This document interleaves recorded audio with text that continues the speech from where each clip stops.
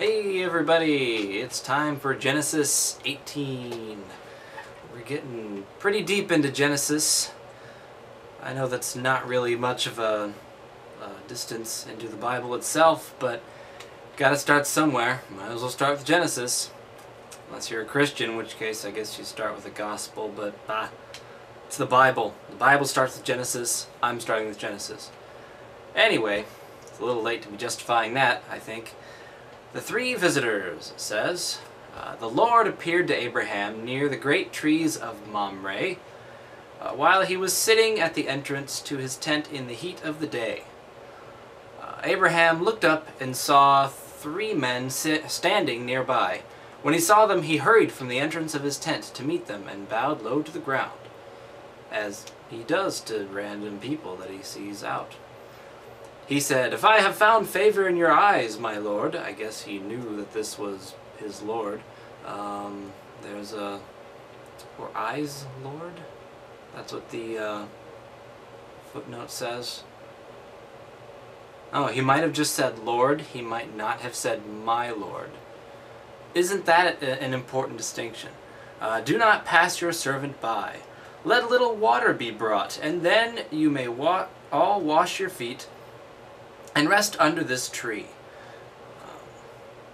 Let me get you something to eat so you can be refreshed, and then go on your way, now that you have come to your servant.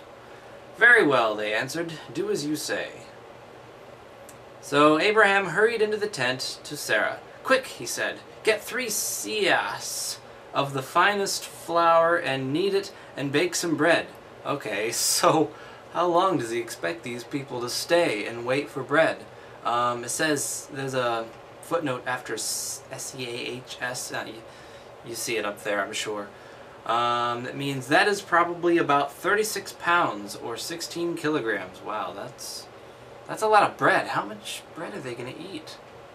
I don't know, maybe gods eat a lot of bread. Who knows? Then he ran to the herd and selected a choice tender calf and gave it to a servant, who hurried to prepare it. He then brought some curds and milk and the calf that had been prepared, and set these before them. While they ate, he stood near them under a tree. Why do I get the feeling that it's only the Lord and the other two people who are eating, and Abraham is just sort of watching them creepily? Anyway, where is your wife Sarah? They asked him. You are a god, don't you know? He asked. No. There, in the tent, he said. Then one of them said, I will surely return to you about this time next year, and Sarah, your wife, will have a son. First I need to go in there with her for a few minutes. Don't come in. That's not what he said. Now Sarah was listening at the entrance to the tent, which was behind him. Abraham and Sarah were already very old, too old to be having kids, obviously. And Sarah was past the age of childbearing. Oh, okay. It says that in the Bible. Well, alrighty then. The Bible and I agree on something. So Sarah laughed to herself as she thought, after I am worn out and my Lord is old, will I now have this pleasure? Having a child is a pleasure? Only someone who doesn't have a child would say that. Then the Lord said to Abraham, why did Sarah laugh and say, well, I really have a child now that I am old? Eavesdropper? Jeez, mind your own business, Lord. Is anything too hard for the Lord? I will return to you at the appointed time next year, and Sarah will have a son. Well, one thing's too hard for the Lord. Making a race of beings that doesn't make him angry enough to kill them all.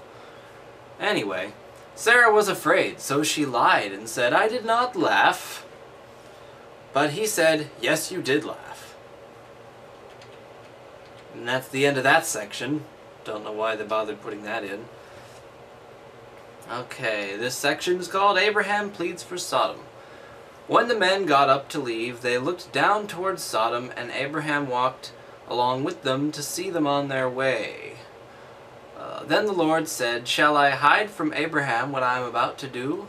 Abraham will surely become a great and powerful nation, and all nations on earth will be blessed through him.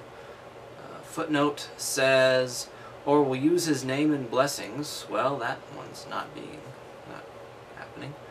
For I have chosen him, so that he will direct his children and his household after him, to keep the way of the Lord by doing what is right and just, so that the Lord will bring about for Abraham what he has promised him. Then the Lord said, the outcry against Sodom and Gomorrah is so great, and their sin so grievous, that I will go down and see if what they have done is as bad as the outcry that has reached me. If not, I will know. That's kind of interesting. So he won't know, Yahweh won't know what's going on down there, unless he actually goes down there to see for himself. He hears the outcry, but he doesn't actually know for sure what's going on.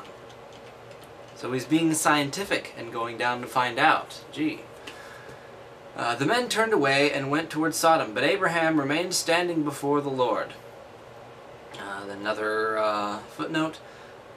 In ancient Hebrew scribal traditions, but the Lord remained standing before Abraham. Interesting, not really. For I have chosen him so that he will direct his children...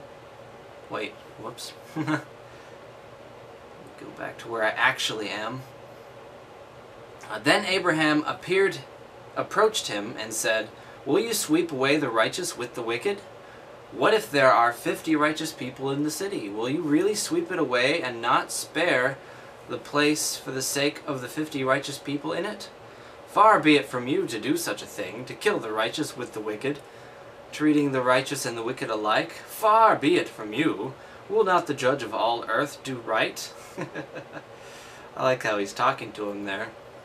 You know, normally he just grovels and begs.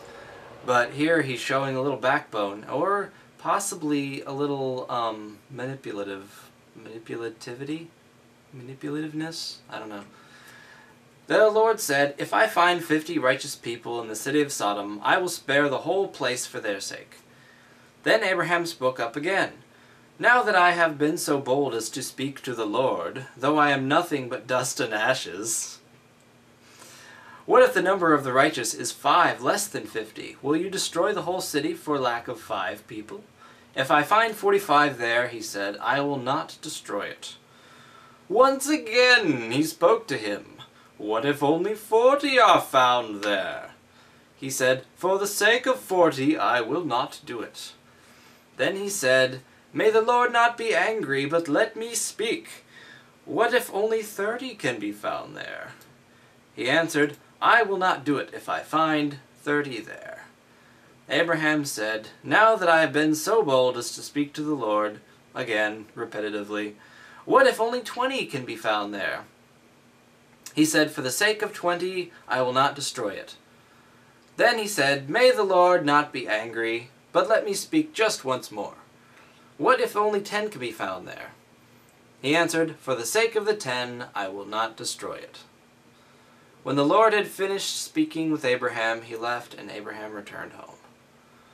Well, that was that. There we go.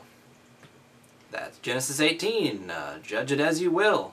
Catch you next time for Genesis 19. Because 19 comes after 18. In case you didn't know.